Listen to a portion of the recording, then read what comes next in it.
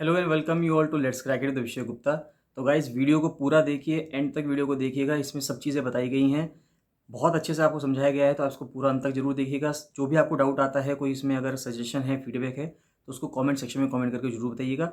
Channel को subscribe जरूर कर दीजिएगा अगर आपने चैनल को सब्सक्राइब नहीं किया है यूट्यूब पे। और टेलीग्राम का लिंक आपको वीडियो के डिस्क्रिप्शन में मिल जाएगा, तो टेलीग्राम को जरूर ज्वाइन करिए। फ्री टेलीग्राम चैनल है, उसको ज्वाइन करना बहुत ज़रूरी है। सारे अपडेट्स वहीं पे आते हैं, सब चीज़ें वहीं पे मिलती हैं, तो उसको ज्वाइन करना बहुत बहुत ज़्यादा ज़रूरी है।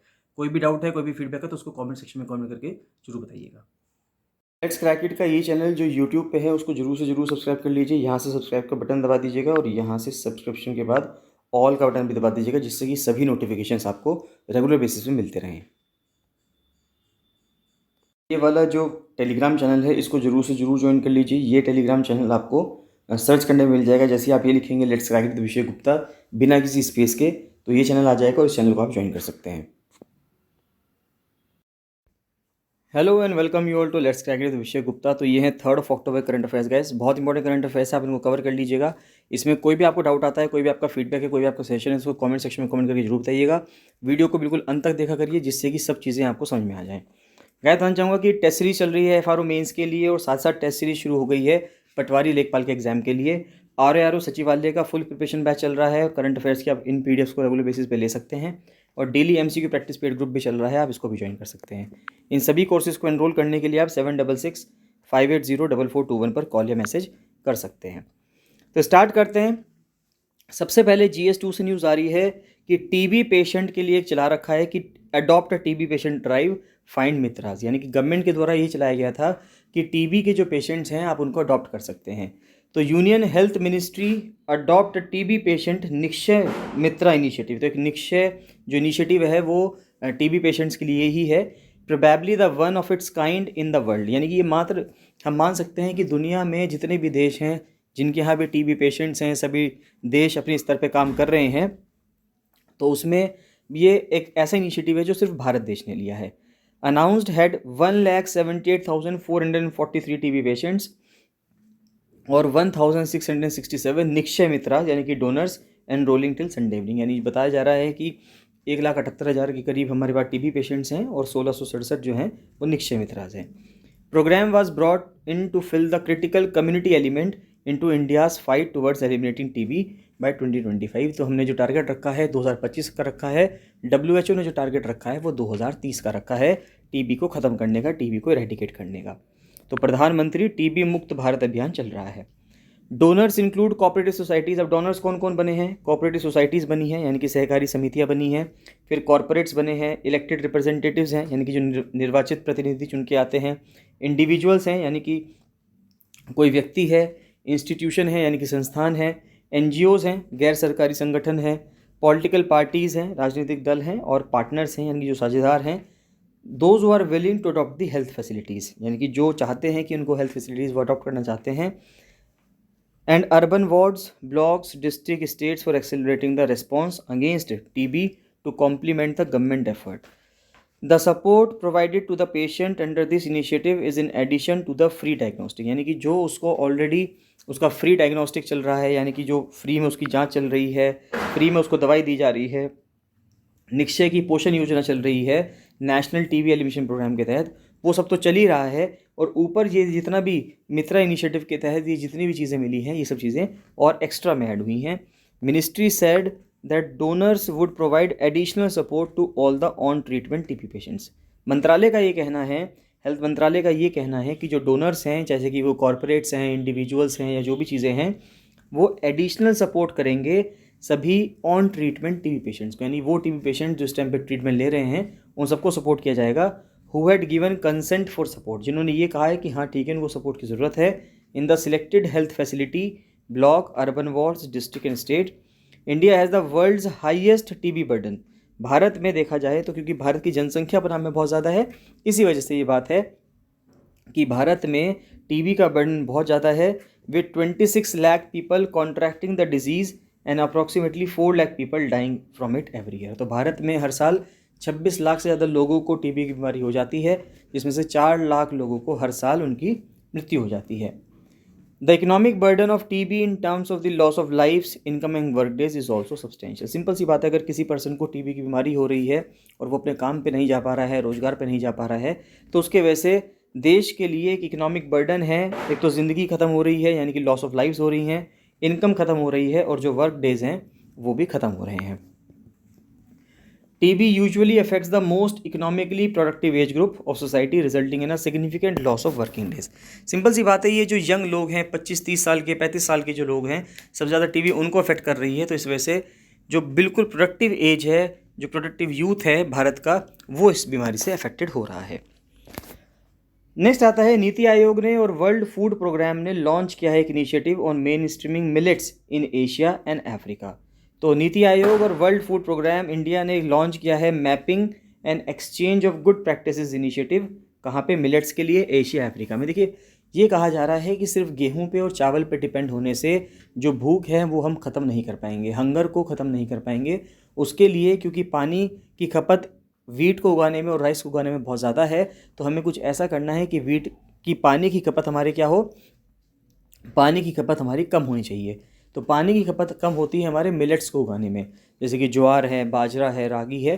इनको उगाने के लिए पानी की खपत कम होती है और ये न्यूट्रिशन भी ज़्यादा देते हैं। तो इनको कंज्यूम करने की बात की जा रही है। कहा जा रहा है कि फ्यूचर में हमें इन पे डिपेंड होना चाहिए, ना कि गेहूं पे या चावल पे। नेक्स्ट आता है great G20 power great responsibility. तो G20 के ऊपर एक आर्टिकल है, बहुत ही सुंदर आर्टिकल है। तो सितंबर कहा गया था कि सितंबर एक बहुत ही हेक्टिक मंथ था भारत के डिप्लोमेटिक कैलेंडर में। 5 और 6 सितंबर को न्यू दिल्ली में एक मीटिंग होनी थी, सीनियर ऑफिसर्स मीटिंग की, क्वाड की, जिसमें भारत, ऑस्ट्रेलिया, जापान और US थे। फिर 8 सितंबर को एक्सटर्नल अफेयर्स मिनिस्टर जो हैं, इस टाइम पे विदेश मंत्री जो हैं S जयशंकर, और जो डिफेंस मिनिस्टर हैं, रक्षा मंत्री हैं राजनाथ सिंह जी, वो जापान गए। And the Japanese counter parts held the second India Japan 2+2 foreign and defence ministerial meeting in Tokyo. तो जो भारत के मिनिस्टर्स थे वो दोनों जापान गए 2+2 मीटिंग करने के लिए, to take forward strategic cooperation in areas. यानी कि सितंबर में हमने देखा कि सितंबर में पहले क्वाड की मीटिंग हुई और फिर जापान के साथ हमारी 2+2 हुई। Prime minister Modi scheduled to attend the meeting of the SCO, Shanghai cooperation organization की मीटिंग हुई है समरकंद में 15-16 सितंबर में। तो उज़्बेकिस्तान के अंदर वो अटेंड की प्राइम मिनिस्टर मोदी ने। उसके बाद India will be assuming rotational presidency of the SCO, क्योंकि SCO में हर साल जो प्रेसिडेंसी है वो रोटेट होती है। तो अब इंडिया उसको हेल्ड करेगा at the end of the Samarkand summit and will hold it for a year until सितंबर 2023। तो 15-16 सितंबर में समरकंद में हुई है और अब सितंबर 2023 तक भारत के पास SCO की प्रेसिडेंटशिप आ गई है। It will host the SCO summit next year. It will also preside as president of the UNSC for December 2022। तो UNSC के हम प्रेसिडेंट रहेंगे दिसंबर 2022 के। नवंबर में 17वीं G20 हेड्स ऑफ स्टेट की मीटिंग होगी, गवर्नमेंट समिट होगी बाली, इंडोनेशिया में।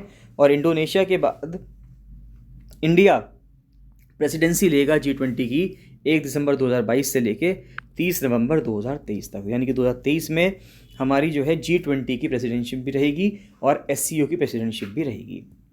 Together its members represent more than 80% of the world GDP। अगर हम G20 की बात करें तो G20 जो है 80% दुनिया की GDP शो करता है, 75% इंटरनेशनल ट्रेड शो करता है, यानी कि अंतर्राष्ट्रीय व्यापार, और 60% दुनिया की पॉपुलेशन है। हर्ष वी श्रृंगला जो हैं इस टाइम पे भारत के चीफ G20 कोऑर्डिनेटर हैं और फॉर्मर फॉरेन सेक्रेटरी रहे हैं।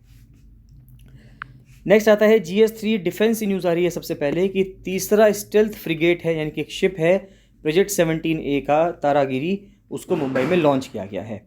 तो तारागिरी एक तीसरा स्टेल्थ फ्रिगेट था प्रोजेक्ट 17A का, उसको लॉन्च किया गया है by the Mazagon dock ship builders limited. Ship has been built using integrated construction methodology which involves hull block construction in different geographical location.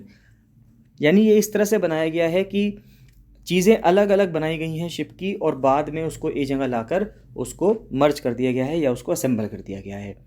कील ऑफ तारागिरी, यानी कि जो उसकी मेकिंग की फाउंडेशन थी, यानी कि जिस दिन उसको बनाना स्टार्ट किया गया था वो 10 सितंबर 2020 को स्टार्ट किया गया था और शिप को एक्सपेक्ट किया जा रहा है कि वो अगस्त 2025 तक डिलीवर कर दिया जाएगा। Vessel is being launched with an approximate launch weight of 3500 tonne. तो 3500 टन उसका वजन होगा और उसको भारतीय नेवी का जो इन हाउस डिज़ाइन ऑर्गेनाइजेशन है ब्यूरो ऑफ नेवल डिज़ाइन, उसने उसको बनाया है या डिज़ाइन किया है। Design bureau of naval design ने किया है, बनाया उसको मैसगॉन डॉक शिप बिल्डर्स ने है। MDL had undertaken the detailed design and construction of the ship which was also overseen by the worship overseeing team Mumbai. तो उसने भी उसका कंस्ट्रक्शन जो है उस पर नज़र बना के रखी है, ध्यान दिया है। पहला शिप जो है प्रोजेक्ट 17A का वो था नीलगिरी, जिसको 2019 में लॉन्च किया गया था, और माना जा रहा है कि ये अपने जो सी ट्रायल्स हैं यानी कि समुद्र में जो चलने की जो ट्रायल्स हैं वो 2024 तक स्टार्ट कर देगा। एस्टिमेटेड कॉस्ट जो है 17A प्रोजेक्ट की वो 25,000 करोड़ रुपए है, ये बहुत ही बड़ा अमाउंट है। सेकंड शिप जो है उसका नाम उदयगिरी है, वो इस साल 17 मई को लॉन्च किया गया और वो सी ट्रायल्स अपने 2024 में स्टार्ट कर देगा। और जो चौथी और फाइनल शिप है इसकी, उसकी कील जो है 28 जून को लेड की गई थी, यानी कि 4 शिप प्रोजेक्ट 17A के तहत बनाई जाएंगी। नेक्स्ट आता है, अगर रीसेंट डेटा देखें तो उसके हिसाब से समझ में आता है कि भारत को 28 गीगावाट पावर की ज़रूरत रहेगी नए कोल फायर्ड प्लांट से बाय 2032, यानी कि हमें नए कोयले से थर्मल पावर प्लांट बनाने की ज़रूरत पड़ेगी 28 गीगावाट कैपेसिटी के 2032 तक। इंडिया में नीड अप टू 28 गीगावाट्स, यानी 28 gigawatt of new coal fired, यानी कि कोयले से चलने वाले पावर प्लांट्स होने चाहिए 2032 तक, to meet power demand that is expected to more than double from the current 404.1 gigawatt. India की जो एनुअल इलेक्ट्रिसिटी डिमांड है वो कहा जा रहा है, माना जा रहा है कि 2027 तक 7.2% के हिसाब से बढ़ जाएगी by an average of 7.2% over the 5 years to March 2027, almost double the rate of increase in the fiscal year from 2017 से 2022 तक जितना इंक्रीज हुआ है उससे डबल इंक्रीज होगा अगले आने वाले 5 सालों में। नेक्स्ट आता है, scientist solve the curious case of Himalayan glaciers resisting global warming. अभी हम ये देख रहे हैं कि जैसे जैसे ग्लोबल वार्मिंग बढ़ रही है तो अंटार्कटिका हो, आर्कटिक हो, सब पिघल रहे हैं, वहाँ पे बर्फ़ पानी बन रहा है। लेकिन हिमालय में जो ग्लेशियर्स हैं वहाँ पे देखा जा रहा है कि हिमालय के ग्लेशियर्स जिस हिसाब से, जिस तेज़ी से आर्कटिक पिघला है या अंटार्कटिक पिघला है, उतनी तेज़ी से हिमालयन ग्लेशियर्स नहीं पिघले हैं। तो researchers have taken a significant leap toward solving the mystery of why few pockets of glaciers in the Karakoram range are resisting glacial melt, यानी कि ये एक मिस्ट्री थी, रहस्य बना हुआ था कि ऐसा क्यों हो रहा है कि काराकोरम रेंज के कुछ ग्लेशियर्स जो हैं वो ग्लेशियल्स जो हैं वो पिघल नहीं रहे हैं, वो रेजिस्ट कर रहे हैं पिघलने से due to global warming. Define the trend of glaciers losing mass across the globe with the Himalayas being no exception, यानी कि अब ये देखा जा रहा है कि चाहे नॉर्थ पोल हो, साउथ पोल हो, वो तो पिघल रहे हैं, हिमालयाज के जो ग्लेशियर्स हैं वो नहीं पिघल रहे हैं। They have attributed this phenomena called Karakoram anomaly. तो ये बहुत ही इंपॉर्टेंट है, ज्योग्राफी ऑप्शनल वालों के लिए भी इंपॉर्टेंट है और ज्योग्राफी से रिलेटेड सवाल भी यहाँ से बन सकते हैं कि पूछा सकता है आपसे कि काराकोरम एनोमली क्या चीज़ है। तो काराकोरम एनोमली का मतलब ये है कि काराकोरम के जो ग्लेशियर्स हैं वो उस तेज़ी से नहीं पिघल रहे जितनी तेज़ी से बाकी जगहों के जो ग्लेशियर्स हैं, चाहे वो अंटार्कटिका के हों चाहे वो आर्कटिक के हों, वो पिघल रहे हैं। To recent revival of western disturbances, तो ये कहा जा रहा है कि अभी वेस्टर्न डिस्टर्बेंसेस की वजह से, पश्चिमी विक्षोभ की वजह से जो बहुत ज़्यादा बारिश हो रही है, बर्फबारी हो रही है, इस वजह से कहा जा सकता है कि वो इतनी तेज़ी से नहीं पिघल रहे हैं। The recent revival of western disturbance has been instrumental in triggering and sustaining the Karakoram anomaly since the advent of the 21st century। 21वीं शताब्दी जैसी ही शुरू हुई 2000 के बाद से, तब से माना जा रहा है कि काराकोरम एनोमली शुरू हो गई थी, यानी कि बाकी सब जगहों के जो ग्लेशियर्स थे वो तो पिघल रहे थे, लेकिन वेस्टर्न डिस्टर्बेंस इस समय पे मजबूत होने की वजह से ये नहीं पिघल रहे हैं। Calculation by the scientists reveal that contribution of western disturbances in terms of snowfall volume over the core glacier regions of Karakoram increased by 27%। तो ये माना जा रहा है साइंटिस्ट के अकॉर्डिंग कि वेस्टर्न डिस्टर्बेंसेस की वजह से काराकोरम रेंज में 27% से ज़्यादा बढ़ गए हैं वहाँ पे बर्फबारी के चांसेस। नेक्स्ट आता है कोर्स ग्रेन के प्रोडक्शन की। अगर हम बात करें तो जो कोर्स सीरियल्स हैं, मोटा अनाज जो है, उसका प्रोडक्शन 276.5 लाख टन से बढ़कर 347.7 लाख टन हो गया है, जो प्रोविजनल एस्टीमेट आ रहे हैं। गवर्नमेंट इंप्लीमेंट कर रही है coarse cereal development program under national food security mission, क्योंकि मैंने आपसे अभी बताया है कि अनाज और चावल के बेसिस पे हम हमारे यहाँ की जो भूख है उसको नहीं मिटा सकते, क्योंकि भारत की जनसंख्या बहुत ज़्यादा है और गेहूँ और अनाज यानी गेहूँ और चावल से ही वो चीज़ नहीं हो पाएगी संभव, उसके लिए हमें मोटे अनाज ज़रूर उगाने पड़ेंगे।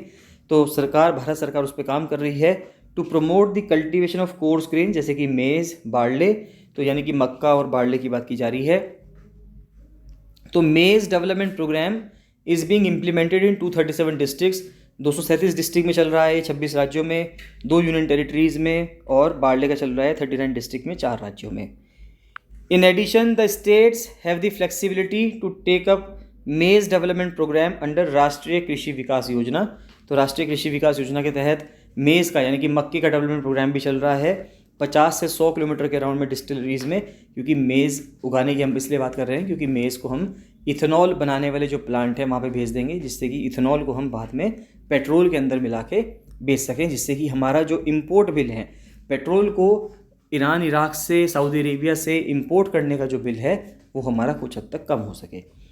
तो प्रोडक्शन देखिए अगर हम कोर सीरियल को, तो आप देख सकते हैं कि 2018-19 में 293.5 लाख टन हुआ करता था और अब ये बढ़कर 347.7 हो गया है। तो 347.7 क्या हो गया, मिलियन टन है, लाख टन में ही है, तो लाख टन में से ही बोल रहा था कि 347.7 लाख टन में हो गया ये।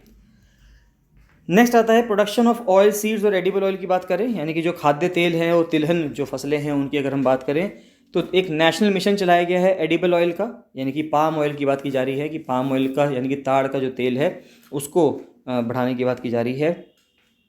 उसको 2021-22 में ही, यानी पिछले इसी साल अगर हम देखें तो एक ऑपरेशन लॉन्च किया गया था, एक मिशन लॉन्च किया गया था टू मेक इंडिया आत्मनिर्भर इन एडिबल ऑयल्स, क्योंकि जो खाने वाले तेल है उसके लिए भारत अभी भी दूसरे देशों पे बहुत ज़्यादा डिपेंडेंट है। हम दूसरे देशों से बहुत बड़ी मात्रा में एडिबल ऑयल अपने यहाँ पे इंपोर्ट करते हैं। NMEO-OP aims to increase cultivation area of oil palm from 3.70 lakh hectare to 10 lakh hectare. तो ये कहा जा रहा है कि जो नेशनल मिशन है एडिबल ऑयल पे, इसमें पाम ऑयल के ऊपर बात की जा रही है, वहाँ पे ऑयल पाम के अंदर जो एरिया है उसको 3.7 लाख हेक्टेयर से बढ़ाकर 2025-26 तक 10 लाख हेक्टेयर करने की कवायद की जा रही है। Government has been implementing a centrally sponsored scheme, government एक सेंट्रली स्पॉन्सर्ड स्कीम लागू कर रही है जिसमें कि national food security mission oil seeds और ऑयल पाम है 2018-19 से, to augment the availability of edible oils by increasing the production and productivity of 9 oil seed crops and area expansion under oil palm और tree borne oil seed, यानी कि तेल को बढ़ाने के लिए काफ़ी ज़्यादा कोशिशें की जा रही हैं। हालांकि फिर भी अगर हम देखें 2020 में या 2021 के यूपीएससी में अगर हम देखें तो वहाँ पे सवाल पूछा गया था प्रीलिम्स का कि 2019 से 2020 के बारे में पूछा गया, आप एक बार चेक कर लीजिएगा ये, कि भारत सबसे ज़्यादा किस चीज़ को इंपोर्ट कर रहा है इस टाइम पे। 4 ऑप्शन दिए हुए थे उन्होंने, तो उसमें से ऑयल सीड्स उसका आंसर था। तो यानी कि सरकार की इतनी ज़्यादा कोशिशों के बावजूद भी भारत की जो रिक्वायरमेंट है खाद्य तेल की वो बहुत ज़्यादा है, यानी भारत के क्रूड ऑयल की भी और खाद्य तेल की भी रिक्वायरमेंट बहुत ज़्यादा है, जिस वजह से भारत को ये दोनों चीज़ें ही इंपोर्ट करनी पड़ती हैं। नेक्स्ट आता है the government has launched a separate mission, फिर सरकार ने एक अलग से ही मिशन लॉन्च किया 2021 में बिल्कुल, to promote oil palm cultivation, कि ऑयल पाम को हम बना सकें, क्योंकि ऑयल पाम का तेल ज़्यादातर इंडोनेशिया में और मलेशिया में होता है, फॉर मेकिंग द कंट्री आत्मनिर्भर इन एडिबल ऑयल। और स्पेशल फोकस रखा गया कि अंडमान निकोबार पे इस पर काम किया जाएगा और नॉर्थ ईस्ट के राज्यों में काम किया जाएगा।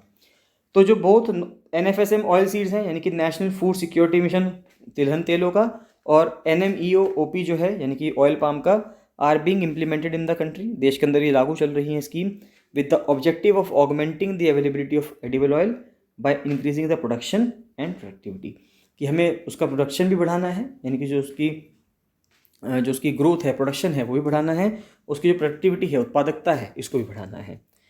फिर राष्ट्रीय कृषि विकास योजना के तहत एक रफ्तार स्कीम चलाई जा रही है जो एक प्रोविजन प्रोवाइड करती है crop production related activities on oil seeds. तो रफ्तार स्कीम के तहत states can also implement program on oil seeds, तो ये भी कहा जा रहा है कि राज्य भी ऑयल सीड्स के ऊपर अपना प्रोग्राम लॉन्च कर सकते हैं with the approval of state level sanctioning committee, की जो राज्य स्तर की जो सैंक्शनिंग कमेटी होगी उससे परमिशन लेने के बाद, constituted under the chairpersonship of chief secretary of the state, तो जो राज्य के चीफ सेक्रेटरी होते हैं उनसे परमिशन लेने के बाद। नेक्स्ट आता है organic cultivation area doubles in last 3 years, तो ये कहा जा रहा है कि जो ऑर्गेनिक कल्टीवेशन का जो एरिया है वो पिछले 3 सालों में डबल हो गया है। तो भारत में एक क्यूमुलेटिव एरिया है 29.41 लाख हेक्टेयर का, 38.19 लाख हेक्टेयर और 59.12 lakh hectare have been brought under organic cultivation. तो 2019-20 में इतना एरिया ऑर्गेनिक के अंदर लाया गया, 2020-21 में इतना एरिया और 2021-22 में इतना एरिया लाया गया। यानी कि पिछले 3 सालों में देखा जाए तो 29 से 29 से 59 पे आ गए हैं, यानी कि डबल हो गया है। Using organic manure and other organic inputs जो 2%, 2.72% और 4.22% हैं टोटल कल्टिवेबल लैंड का। यानी कि भारत की धरती पे जितनी भी खेती होती है उसमें से अगर हम 2021-22 के हिसाब से देखें तो अब 4% ज़मीन पर ऑर्गेनिक खेती हो रही है, यानी कि ऑर्गेनिक फार्मिंग हो रही है। Apart from this integrated nutrient management, एक इंटीग्रेटेड यानी कि केंद्रीकृत, एक कहा जाए तो न्यूट्रिएंट मैनेजमेंट के भी ऊपर कहा जा रहा है कि एकीकृत पोषक प्रबंधन के ऊपर भी बात की जा रही है। ये प्रेस्क्राइब किया गया है for entire cultivable land in the country that promotes balanced use of fertiliser. तो यानी कि हम फर्टिलाइजर्स का एक बैलेंस्ड तरीके से इस्तेमाल करें, ऐसा ना हो कि अगर मिट्टी को ज़रूरत नहीं है फिर भी हम वहाँ पे ज़्यादा मात्रा में, ज़रूरत से ज़्यादा मात्रा में वहाँ पे क्या डाल दें, फर्टिलाइजर्स डाल दें, including chemical, organic and bio fertilisers. चाहे वो केमिकल फर्टिलाइजर्स हों, रासायनिक हों, जैविक हों और चाहे जैव उर्वरक हों, सभी तरह के जो हमारे फर्टिलाइज़र हैं उनको हमें, यानी कि उर्वरक हैं, उनको कैसे डालना है, बैलेंस्ड तरीके से डालना है, यानी कि उनको एक्सेस मात्रा में नहीं डालना है। Government has been promoting organic farming through dedicated schemes of Paramparagat Krishi विकास योजना, और एक नॉर्थ ईस्ट के लिए एक मिशन चल रहा है, mission organic value chain development in NER north east region, तो ये चल रहा है। फिर इसी तरह से एक इम्प्लीमेंट कर रहे हैं मिशन को हॉर्टिकल्चर डेवलपमेंट के लिए, यानी कि हॉर्टिकल्चर के लिए, यानी कि फ्रूट्स के लिए, वेजिटेबल्स की फसलों को उगाने के लिए और फूलों की फसलों को उगाने के लिए। तो mission for integrated development of horticulture, ये भी एक सेंट्रली स्पॉन्सर्ड स्कीम है जो 2014-15 से चल रही है और एक होलिस्टिक डेवलपमेंट है हॉर्टिकल्चर का भारत देश के अंदर। इसमें फ्रूट्स भी कवर होंगे, यानी कि फल कवर होंगे, सब्जियां कवर होंगी, रूट या ट्यूबर क्रॉप्स कवर होंगी, जैसे कि जो जड़ से निकलती हैं, जैसे कि गाजर है, मूली है, उनकी बात की जा रही है, मशरूम है, मसाले हैं, फूल हैं, एरोमेटिक प्लांट्स हैं, यानी कि जो खुशबूदार होते हैं, कोकोनट है, कैश्यू है, काजू है और कोको है। सभी स्टेट्स और यूनियन टेरिटरीज जो हैं इसके तहत क्या हैं, कवर्ड हैं। ये मिशन कैसा है, ये एक सेंट्रल स्पॉन्सर्ड स्कीम है, being implemented through state governments, राज्य सरकारों द्वारा इम्प्लीमेंट की जाती है, where the subsidy shared between the central government and the state government, जहाँ पे सब्सिडी जो है वो केंद्र सरकार और राज्य सरकार शेयर करते हैं 60-40 के रेशो में। In all the other states then, और बाकी सभी राज्यों में 60-40 है, नॉर्थ ईस्ट में और हिमालय के राज्यों में 90-10 है। यानी कि उत्तराखंड में अगर हम देखें तो 90% शेयर सेंट्रल गवर्नमेंट का रहेगा, 10% शेयर ही उत्तराखंड सरकार वहाँ पे क्या करेगी, कंट्रीब्यूट करेगी। कुछ फैक्ट्स आते हैं प्रीलिम्स के लिए, तो हम देखें तो एक डे NRLM की बात की जा रहे हैं, यानी कि दीनदयाल अंत्योदय योजना, national rural livelihood mission, ministry of rural development ने एक उद्यमिता पखवाड़ा लॉन्च किया था 1 से 15 जुलाई 2022 तक। पूछ सकते हैं आपसे कि उद्यमिता पखवाड़ा कब से कब तक चला, या मिनिस्ट्री ऑफ रूरल डेवलपमेंट यानी किस मिनिस्ट्री ने चलाया, किस मंत्रालय के ने चलाया, कुछ भी पूछ सकते हैं। फिर आता है वर्ल्ड चैम्प अल्काराज, यानी कि स्पेनिश एक टीनेजर हैं, स्पेन की टीनेजर हैं, कार्लोस अल्काराज, उनकी रैंक इस टाइम 1 हो चुकी है, यानी कि टेनिस में वो सबसे ऊपर पहुंच चुके हैं क्योंकि उन्होंने पहला ग्रैंड स्लैम टाइटल जीत लिया है। उन्होंने किसके ऊपर जीता है, नॉर्वे के कैस्पर रुड हैं, उनके ऊपर जीता है उन्होंने US ओपन फाइनल में। वो दुनिया के यंगेस्ट वर्ल्ड नंबर 1 बन गए हैं 19 साल की उम्र में। Since the ATP rankings began in 1973, क्योंकि ये जो रैंकिंग्स हैं 1973 में शुरू हुई, breaking the mark set by Lleyton Hewitt, वो 20 साल में बने थे नंबर 1 2001 में, ये 2022 में आके अब 19 साल के नंबर 1 पे पहुंच गए हैं। कुछ क्वेश्चंस आते हैं, तो queen Elizabeth II pass away हो गई थी 96 ईयर्स की एज में, 70 साल उन्होंने राज किया मोनार्की के रूप में। तो अब उनके रिलेटेड कुछ सवाल हैं, अगर हम देखें तो कहा जा रहा है, पहला सवाल कहता है what was the Christian name of the queen and what official surname did she take in 1960। तो यानी कि रानी का नाम क्या था और 1960 में उनको कौन सा आधिकारिक उपनाम लिया गया। तो एलिजाबेथ अलेक्जेंड्रा मैरी, ये उनका क्राइश्चियन नेम था, और ऑफिशियल सरनेम क्या मिला उनको, विंसर माउंटबेटन। नेक्स्ट आता है, दो she was born on 21 April 1926, her official birthday was change to June. अब वैसे तो जन्म 21 अप्रैल को हुआ, लेकिन उनका जो ऑफिशियल बर्थडे है उसको जून में कन्वर्ट कर दिया गया, चेंज कर दिया गया। ड्यू टू वॉट रीजन पूछा जा रहा है आपसे, कौन सा रीजन था, and was made to coincide with which pageant. तो बिकॉज ऑफ द वेदर, मौसम की वजह से, which could be cold in April and trooping the colour. देखिए अप्रैल में बहुत ठंडा होता है, तो इस वजह से अप्रैल से के हटा के उसको क्या कर दिया गया, जून कर दिया गया। नेक्स्ट आता है, she was not born on an heir apparent to the throne but became so in 1936। अब देखिए इंपॉर्टेंट बात ये है कि वो एक हायर एपरेंट नहीं थी। हायर एपरेंट का मतलब ये होता है कि जो सबसे बड़ा बच्चा होगा वही बनता है राजा, राजा के बाद जो राजा बनेगा वो सबसे बड़ा लड़का बनता है, सबसे बड़ी लड़की बन सकती है, ऐसे चलता है। लेकिन वो सबसे बड़ी नहीं थी। What was her place in the line of succession at the time of her birth? उनका जन्म हुआ तो लाइन ऑफ सक्सेशन के दौरान उनका कौन सा नंबर था? वो तीसरे नंबर पे थी, लेकिन उसके बावजूद भी वो बन गई थी।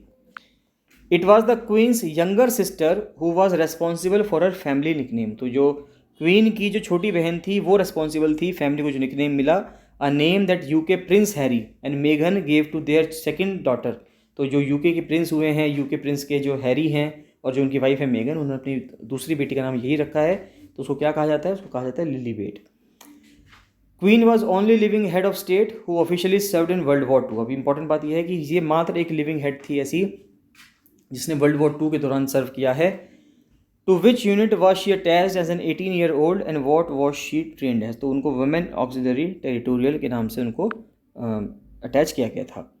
She married her third cousin prince Philip in November 1947। तो भारत को आज़ाद करने के बाद उनकी शादी की गई। And the royal couple had 4 children. उनके 4 बेटे हैं, उनमें से एक बेटी भी है। तो अगर हम देखें तो ऑर्डर ऑफ बर्थ क्या है, तो 4 बेटे हुए हैं, चार्ल्स, एने, एंड्रयू और Edward. Which of these did Elizabeth actually own her self? यानी कि इनमें से एलिजाबेथ का कौन सा एक कैसल था, यानी कौन सा एक उनका महल था? तो वो था बालमोरल कैसल, वहीं पे उनकी डेथ भी हुई है। फिर आता है many actresses have enacted the roll on screen but who won an Oscar for her portrayal of the queen. यानी कई लोगों ने क्वीन का रोल निभाया है, उनमें से किसको ऑस्कर का अवार्ड मिला? तो मिला हेलेन मिरन को। नेक्स्ट आता है दो she acceded to the throne on February 6, 1952। Her coronation जो हुआ 1953 में हुआ। यानी कि उन्होंने 1952 को गद्दी पर बैठ गई थी वे, लेकिन उनका जो राज्याभिषेक हुआ 1953 में हुआ। तो किस तारीख को हुआ? 2 जून को हुआ। और as queen she was served by 15 UK prime ministers. बहुत इंपॉर्टेंट बात है कि उनके कार्यकाल के दौरान, जिस टाइम पे क्वीन कार्य कर रही थी, उनके दौरान में 15 प्रधानमंत्री बदले हैं यूनाइटेड किंगडम के। Who was the first and the last? तो पहले प्रधानमंत्री कौन थे उनके टाइम पे? विंस्टन चर्चिल थे।